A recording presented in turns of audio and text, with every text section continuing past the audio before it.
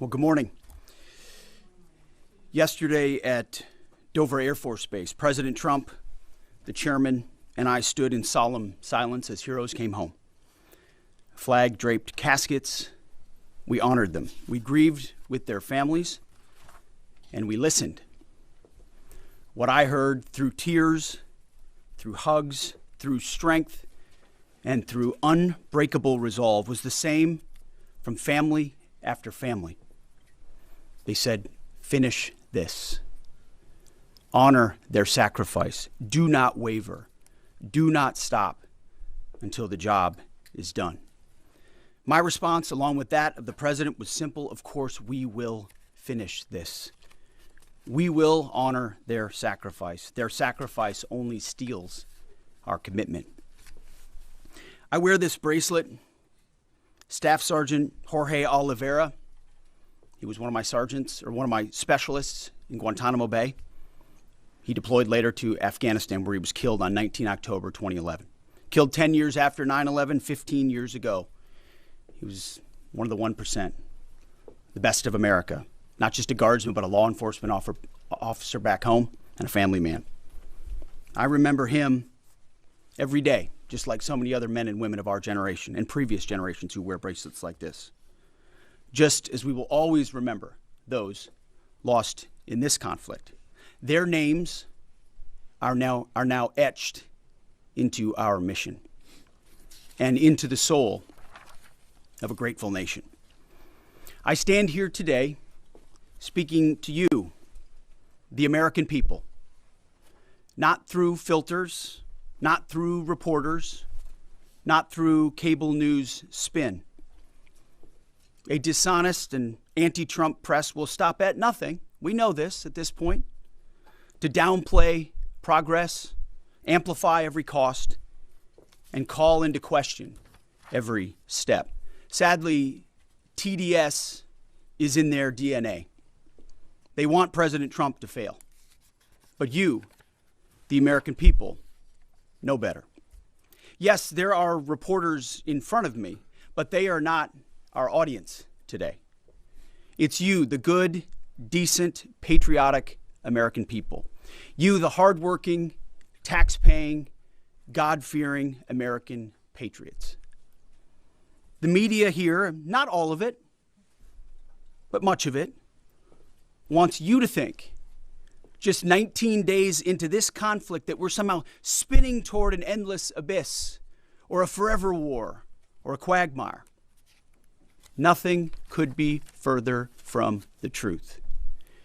Hear it from me, one of hundreds of thousands who fought in Iraq and Afghanistan, who watched previous foolish politicians like Bush, Obama, and Biden squander American credibility. This is not those wars.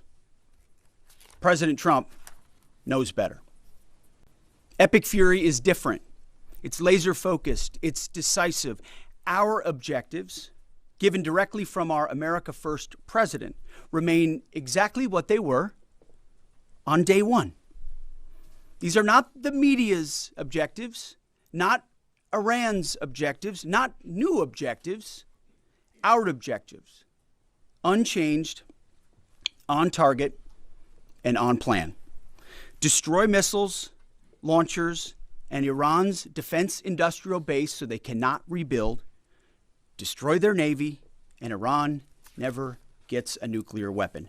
Our objectives from day one. To the patriotic members of the press, nobody can deliver perfection in wartime. This building knows that more than anyone. But report the reality. We're winning decisively and on our terms.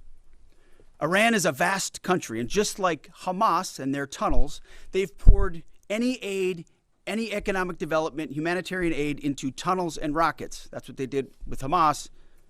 Iran has funneled decades of state resources, not to their people, but into missiles and drones and proxies and buried facilities. But we are hunting them down methodically, ruthlessly, and overwhelmingly, like no other military in the world can do. And the results speak for themselves. To date, we've struck over 7,000 targets across Iran and its military infrastructure. That is not incremental. That is overwhelming force applied with precision. And again, today will be the largest strike package yet, just like yesterday was. As I've said from day one, our capabilities continue to build, Iran's continue to degrade. We're hunting and striking death and destruction from above. Iran's air defenses flattened. Iran's defense industrial base, the factories, the production lines that feed their missile and drone programs, being overwhelmingly destroyed. We've hit hundreds of their defense industrial bases directly. Their ability to manufacture new ballistic missiles has probably taken the hardest hit of all. Ballistic missile attacks against our forces, down 90% since the start of the conflict. Same with one-way attack UAVs, think kamikaze drones, down 90%. Now, the Iranians will still shoot, we know that, but they would shoot a lot more if they could, but they can't. The last job anyone in the world wants right now? Senior leader for the IRGC, or Besiege. Temp jobs, all of them. And to borrow a page from Admiral Ernest King in World War II, we've decided to share the ocean with Iran. We've given them the bottom half. We've damaged or sunk over 120 of their Navy ships, with battle damage assessments pending for many more. You see, oftentimes we have to wait a few days on battle damage assessment to get the real number. Their surface fleet is no longer a factor. Their submarines, they once had 11, are gone. Their military ports are crippled. Iran has terrorized the United States and our interests for 47 years. Their core industries, not steel or agriculture or tourism, their core industries are state-sponsored terrorism, proxy militias, underground networks, ballistic missiles, and a violent, messianic, Islamist ideology chasing some sort of apocalyptic endgame. A regime like that, refusing to abandon its nuclear ambitions, is not just a regional problem. It's a direct threat to America, to freedom, and to civilization. The world, the Middle East, our ungrateful allies in Europe, even segments of our own press should be saying one thing to President Trump. Thank you. Thank you for the courage to stop this terror state from holding the world hostage with missiles while building or attempting to build a nuclear bomb. Thank you for doing the work of the free world. Yesterday's ceremony reminded us why we fight. Not for nation building or democracy promotion, but to crush direct threats to America, Americans, and our interests. We fight to win, and we are winning on our terms, following our objectives. My 13-year-old son popped into my office last night while I was editing these remarks. He asked about the war and the families I met at Dover. And I looked at him and I said, they died for you, son, so that your generation doesn't have to deal with a nuclear Iran. It's the truth. And they did. So to the families who said, finish this, we will. And I say the same to every American who wants peace through strength. May Almighty God continue to bless our troops in this fight. And again, to the American people, please pray for them. Every day, on bended knee, with your family, in your schools, in your churches, in the name of Jesus Christ. To the troops, keep going, and Godspeed. Over to you, Mr. Chairman. Thank you, Mr. Secretary. Ladies and gentlemen, good morning, and thank you all for being here. I also had the honor yesterday, as the Secretary said, of traveling up to Dover with the President to welcome home our 6 fallen. It was an honor and a privilege for me to be there and to say thank you to their families. And I want to mention their names this morning. From the 6th Aerial Refueling Wing out of MacDill Air Force Base, Florida, but stationed as part of an active associate unit at Birmingham, Alabama, Major Alex Klenner Clinner, John Alex Clinner, Major Ariana Savino, she was posthumously promoted from captain to major, and Technical Sergeant Ashley Pruitt, the boom operator on that crew. From the 121st Aerial Fueling Ring, Ohio Air National Guard out of Rickenbacker Air National Guard Base in Columbus, Ohio, Captain Seth Koval, Captain Curtis Anks, and now Master Sergeant Tyler Simmons, who was also promoted in the boom operator on that crew. To a person and every family member I spoke with yesterday, they all shared that their family members loved serving, they loved being part of a great team and a crew, and they loved airplanes and aviation. Our nation's tanker crews really are unsung heroes, incredible warriors who put their lives on the line so we can continue to take the fight to an enemy. I've personally witnessed their courage and tenacity many times, from the morning of September 11th, where they answered my call for some help, to the skies over foreign countries where they've come forward out of their safe tanker track to give me gas when I simply could not leave a ground force that was engaged in a firefight. They've answered the call and come forward time and time and time again. I'm filled with incredible pride and gratitude for all that the tanker crews do, our pilots, our boom operators, and the maintainers. And to the families of our 6 fallen, know that we share your grief. Our nation will never forget their sacrifice, and we will never forget their names. Our entire joint force mourns with you today, and will continue to remember their incredible gift of a great example for all of us. Now let me turn to an operations update. U.S. CENTCOM remains on plan to achieve our military objectives and remain unrelenting in our pursuit of Iranian missile capabilities, UAV capabilities, and their Navy, and as the Secretary said, their industrial base. Each day we continue to attack deeper into Iranian territory. As reported by U.S. Central Command yesterday, the U.S. military dropped 5,000-pound penetrator weapons into underground storage facilities, storing coastal defense cruise missiles and other support equipment.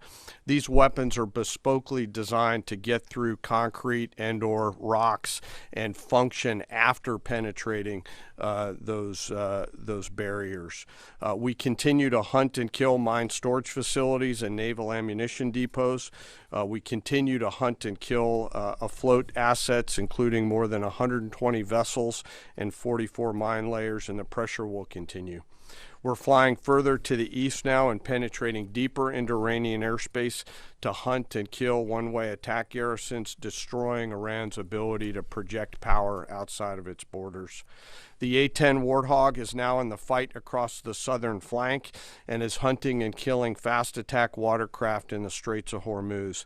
In addition, AH-64 Apaches have joined the fight on the southern flank, and they continue to work on the southern side, and that includes some of our allies who are using Apaches to handle one-way attack drones. In Iraq, AH-64s have been striking against Iranian-aligned militia groups to make sure that we suppress any threat in Iraq against U.S. forces or U.S. interests. And we remain focused on pursuit of any platform that Iran could field to harm Americans or our partners. Last Friday, Admiral Cooper and the CENTCOM team conducted precision strikes against more than 90 targets on Karg Island, which included all of their military-only infrastructure, which included air defenses, naval base, mine storage, and deployment facilities. And as the Secretary mentioned, we continue to strike against Iran's defense industrial base and will continue to do so. Today, I want to continue my theme of talking about members of our incredible joint force. Today, I want to talk about some exceptional airmen who are engaged in the fight daily. United States Air Force, Air Force Reserve, and Air National Guard crews within our bomber force. The B-1s, B-2s, and B-52s, and the airmen on the ground who maintain and load these weapon systems. They are the backbone of America's long-range strike capability, and their contributions to Epic Fury have been decisive. Assigned to STRATCOM under Admiral Rich Correll and supported by TRANSCOM, the tanker force that we've talked about, under the command of General Randall Reed, every mission is designed to achieve overwhelming outcomes on behalf of the United States and our allies. Last weekend, I had the chance to go out and see some of our deployed bomber forces, the B-1 and B-52 crews, and I had a chance to sit down with some young aviators and maintainers and ask them, how do you feel? Tell me about your typical day. And these are crews comprised of between 2 and 5 airmen, 2 on the B-2s, 5 on the B-52s, and 4 in the B-1s out there. Some of these Americans are in their early or mid-20s, and we give them the gift of this incredible responsibility, hundreds of thousands of pounds of aircraft, and they take off and go do our work as required. Their mission actually begins the day prior when they're given a target or a bunch of targets, and they begin to study those targets, look at what are the effects required, what are the weapons required to get there, how will we program these weapons, what is the weather, what is the tanker flow. It's an incredibly complex problem that we give each and every one of these crews, and they work it over the period of 24 hours prior, get some rest, and then step out the door to go fly. The last thing they do is they check all of their equipment, their oxygen mask, survival gear, load pistols, and get ready to go. They crank the jets about an hour prior to takeoff and then launch into the daylight, doing their pre-flight checks, and as the kids say, lock in and prepare to go to war, sometimes on a long and stressful journey. During the flight, they're surrounded by technology and capabilities, and they'll do multiple aerial refueling efforts across tankers on the way to the AOR, area of responsibility, either coming from the States or coming from a forward deployed basing.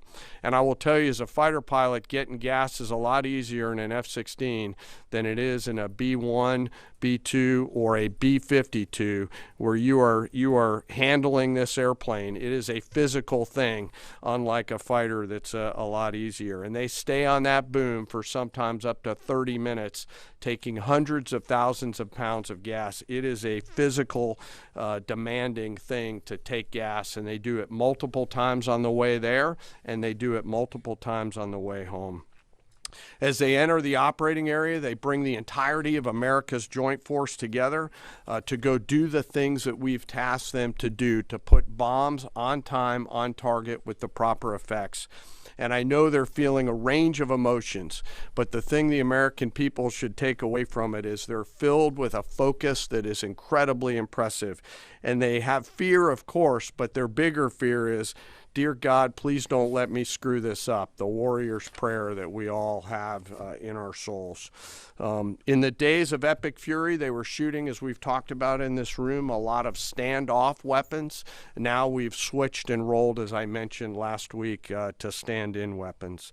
And behind each and every one of them are incredible maintainers and weapons builders who go out there and make sure these aircraft and their weapon systems are ready to go.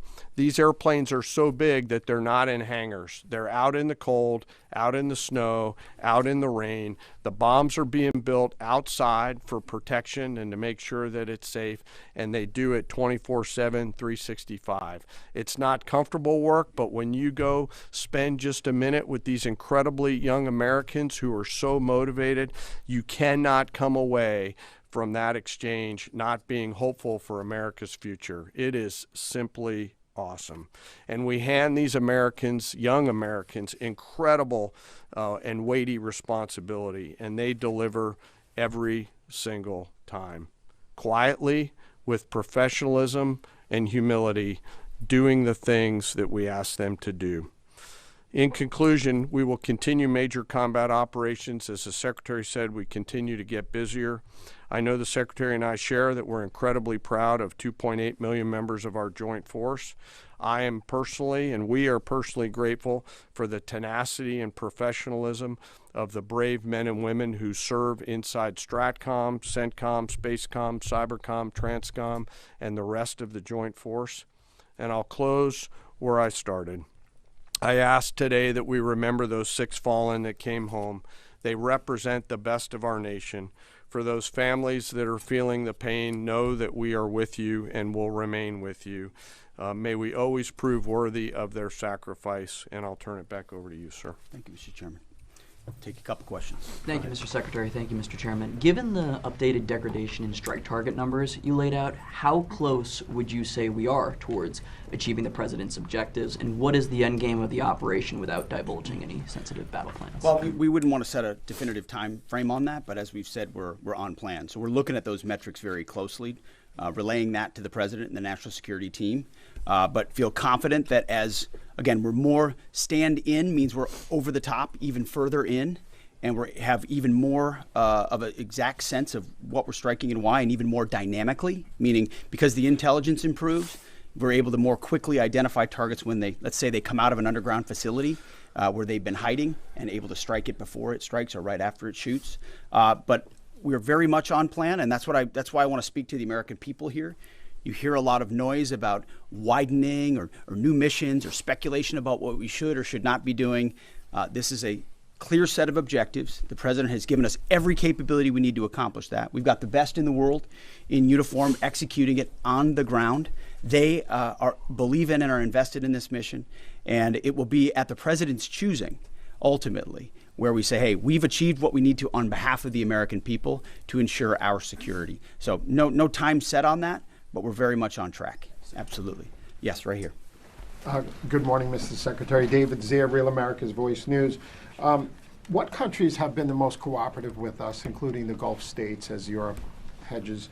And I also wanted to ask you, the internet blackouts by the regime, it's been shut down for weeks. Is the U.S. military playing a role in fighting against the regime, blocking VPN networks and satellites and other things?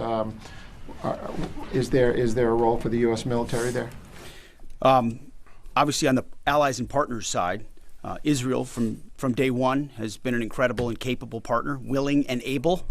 There's nothing like capabilities and partners that are able to use them. The Gulf states have stepped up incredibly. In fact, Iran's sort of reckless attempt to strike civilian infrastructure and other things has brought countries who maybe would have not been as all in as they are today squarely into our orbit. And we're proud to be defending with them, standing with them, you name it.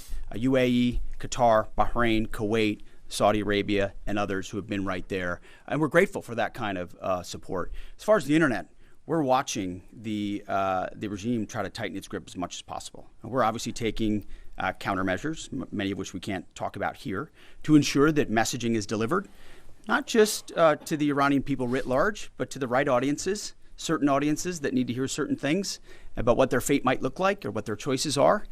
So even though that regime is trying really hard to ensure the world can't see, right? They want to put out fake AI-generated images, which, by the way, sometimes our press happens to fall for, like the Abraham Lincoln on fire and turning around. These AI-generated images are meant to make it look like something's happening when the exact opposite is. So they make up fake reports and fake images to lie to their own people to try to make it. But even then, their own people can barely receive a lot of those messages and communicate because of the blackout that they've imposed upon them. But we work around that for sure. Thank you, Mr. Secretary. General, overnight, Iran launched missiles across the Gulf. They managed to hit the Saudi oil refinery on the Red Sea. What does it mean that they have that capability now, 3 weeks into the war? And Mr. Secretary, you mentioned civilian infrastructure. Iran seems to be treating U.S. diplomatic outposts, embassies, consulates like they are legitimate hard targets in the region now. What is the Pentagon doing to, I guess, secure those assets, stop those attacks? Absolutely. Thanks for the question on the missile strikes. You know, as we said and have always said clearly, they came into this fight with a lot of weapons. This is why we continue to be as aggressive and assertive as we can against their ballistic missile capability, both their medium-range ballistic missile capability and their short-range missile capabilities. So we are continuing to hunt and find them and kill them, and we will continue to do so. So they still retain some capability. And we have layered defenses throughout the region that will allow us to protect those. And we're working with our partners across the Gulf region to help them improve any defensive capabilities that they may need. To that point on capabilities, Iran is an energy-rich country, could be, should be. Instead, like so many other places driven by a radical ideology, they've spent that money instead of investing in their people. And that's why you had millions of Iranians protesting. It's because they felt like their quality of life didn't match what it could be or should be. And what was the Iranian state? There's a reason we call Iran the #1 state sponsor of terrorism, because they took the money they make and they invest it in tunnels, and they invested in missiles, and they invested in launchers and UAVs, and we are destroying and degrading that in historic proportions. But it doesn't mean they won't still have some and try to hold people at issue, which is why we're fighting every single day to continue to compel. And you mentioned embassies and consulates. Unlike previous administrations, we are doubling and tripling down on ensuring that our people, regardless of their Department of War, Department of State, whatever they do, are secure in those facilities. And the best defense is a good offense. And so we're not afraid to go after and kill anybody, and we have a lot of them attempting to target our diplomatic facilities. Iran, we're not surprised that they would indiscriminately target, and we're still seeing that. Jerry. As part of the justification for the war against Iran, the White House has laid out in fairly comprehensive fashion that the Iranian regime's 47 years of terrorism aimed at the U.S., including pointing to the IRGC's provision of weapons and EFPs to help kill Americans in Iraq. The Pentagon in 2019 assessed Iran was responsible for the deaths of at least 603 service members in Iraq, but there hasn't been a similar public accounting by Iran's role helping the Taliban in Afghanistan. And that also hasn't been part of the White House's public argument. I was wondering if you could speak to Iran's role in helping the Taliban during the war in Afghanistan. And Chairman, as you and the Secretary eloquently spoke about, 13 U.S. service members have been killed so far during Operation Epic Fury. I was wondering what lessons have been learned from those deaths, both from Iranian strikes, from an aircraft refueling accident. How are those lessons being applied to the current conflict, and how are those lessons going to be applied to a potential conflict in Indo-PACOM? Thank you. Well, thank you for the question. And it's true. In a town that can have a very short memory, President Trump does not. He remembers what this Iranian regime was founded on, what their declaration has been from the beginning: death to America, death to Israel. They've stated that. They've intended to, in every way, try to accomplish that, killing Americans in any theater they can, embassies for quite a long time. In Iraq, that was the deadliest weapon, was the EFP, the explosively formed penetrator. I was there when that tactic and technique started to emerge, and the realization was it wasn't just jihadis putting together 155 rounds daisy-chained. It was an entire state, a country with its apparatus able to mold steel in a way that was specifically designed to penetrate American armor and kill Americans. This was not, maybe we send them a couple of thoughts about how to build a bomb. This was Iran specifically passing technology and wherewithal and personnel into Iraq to kill Americans specifically. I know the number is said to be 600. A lot of us think it's higher than that, given the amount of capability they brought in. So they have been at war with us, whether we acknowledge it or not, for 47 years. The same goes in Afghanistan. Name the Islamist enemy, whether they are Sunni or Shia, because this is a Shia regime, Sunni or Shia, and Iran's been willing to harbor them as long as that group is willing to try to kill Americans. So the enemy of their enemy has been their friend as well in the Islamist world. So Iran, whether it's Iraq, whether it's Afghanistan, whether it's around the world, has been targeting Americans. And what they wanted in this context, and what President Trump would not tolerate, is a regime of that nature being closer and closer to nuclear capabilities, a capability they would have said they would want to use, and we ought to believe what our enemies say they would do if they got the most dangerous weapon in the world. So it's been across every theater that Iran's been a threat to America, and sometimes we have to remind folks of that, but thank goodness we have a commander-in-chief who, on behalf of this country, has internalized that and said, hey, we're going to do something about it. Jerry, I do want to talk about the lessons learned question because it's important to me. I won't share particular tactical lessons, and the KC-135 incident is under investigation. But I do want to talk about how I think about this and how we think about it, and this is something that I'm pretty passionate about. I believe the Joint Force has to be a very fast learning organization. Early, often, and always. And so in each case, both at the strategic, operational, and tactical level, we've charged the Joint Force to look at themselves and say, what was our plan? Well, first, did we have a plan, yes or no? The answer is always yes, because we plan for literally everything. Did we execute our plan, yes or no? If we did it work? If not, why not? If we didn't execute our plan but did something better, what's the lesson learned associated with that? And then how do we quickly capture those lessons after every loss or every engagement and quickly adopt those lessons and then share them across the entirety of the Joint Force?